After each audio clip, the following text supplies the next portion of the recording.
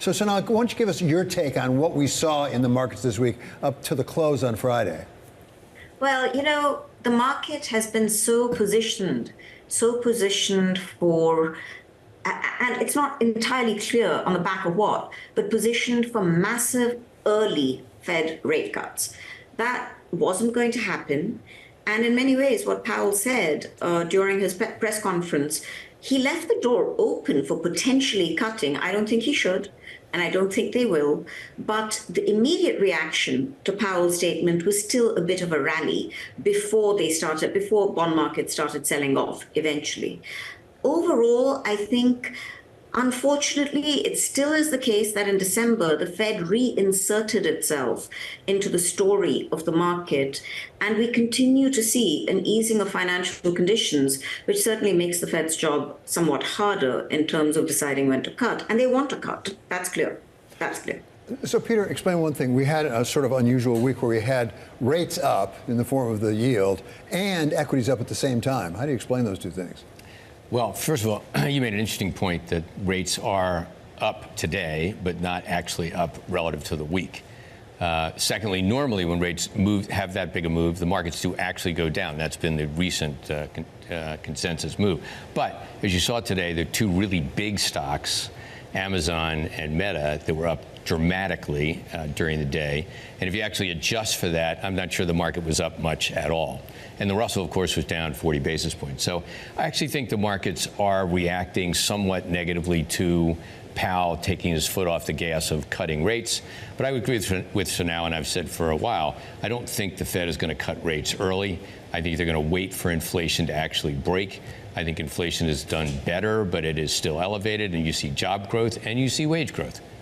So Sonal, I think you two are agreeing that there are going to be cuts. The question is how big and how soon? What do you expect for this rest of the year? I haven't changed my views now for quite a while. And I was in the 50 basis point camp in December when Powell spoke. It became pretty clear that the Fed would like to do 75. I think maybe they'll do 75, but it's going to be in the second half of the year. I'm not changing any of that, really, because it's not that I expect inflation to run away or pick up strongly. I just don't think it's going to come down convincingly enough to allow for early rate cuts. And definitely the political calendar complicates this, but abstracting from that, I think it's second half and 75 basis points. This is what I don't quite understand, Peter. When you've got this kind of growth, which is very robust, and this kind of employment, what we're seeing right now, why is there a need to cut rates? I mean, why do we need to stimulate the economy through monetary policy right now? Yeah, I think that's a good point. I do think that we're seeing a very strong and resilient economy up and down the income spectrum. And although there are some delinquencies that are rising in the consumer world, we still have people well employed with jobs that are paying even more than they paid last year.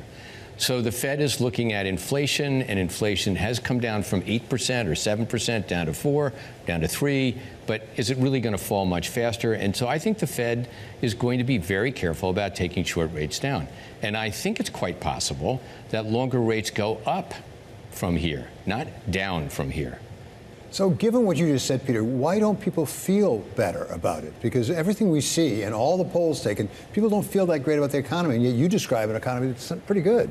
Yeah, I think that's a question that many people have asked, and I myself am a bit confused about it. But I think the answer really falls in how inflation affects people's spending capability.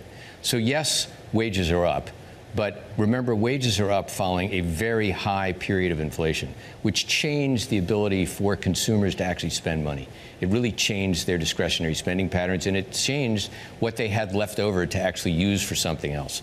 So if you have to spend more money on food, and you have to spend more money on gas, and you have to spend money on the things that you have to spend money on, then you have a lot less for everything else, and people feel pinched.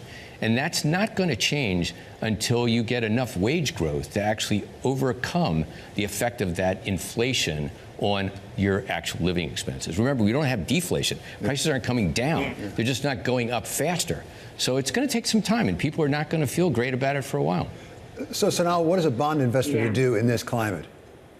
So, what we have been doing, we did go to neutral in terms of duration. I think that we still see a lot of money sitting around in money market funds, but it's definitely time to slowly move into at least ultra short, the short end of the bond market, and start considering very seriously to start moving a little bit longer, simply to lock in some of these yields. This is not going to be the year that you get equity-like returns from bonds, but what we are looking for is for people to start reacquiring bonds in their portfolio, doing the traditional thing that bonds do, deliver income apart from everything else, and it's been a long time since people have seen that. Yeah, how about that? Some income off of bonds. So this is all as of the close on Friday.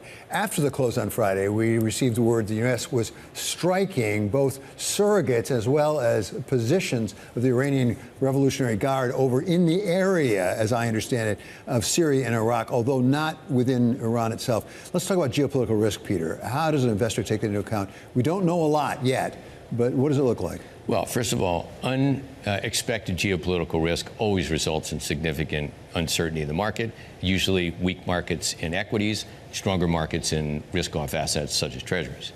I think the market investors have been getting used to a fair degree of war and uncertainty. We've had a war in Ukraine for 2 years with Ukraine and Russia. We've had a Middle East conflict now for at least a few months. And so I think that this action on the part of the U.S., which did not include an incursion into Iran proper, is probably more of the same, and that investors will take this in stride. Yeah, and we all have to wait and see how it all plays out, Sonal. But all the things being equal, is this a time to buy bonds given that action? I don't think it's so much given that action, but I think it's the accumulation of, Peter mentioned Russia and Ukraine. We've also seen some fairly militant words coming out of Putin with respect to some of the other countries in Europe now, in the EU.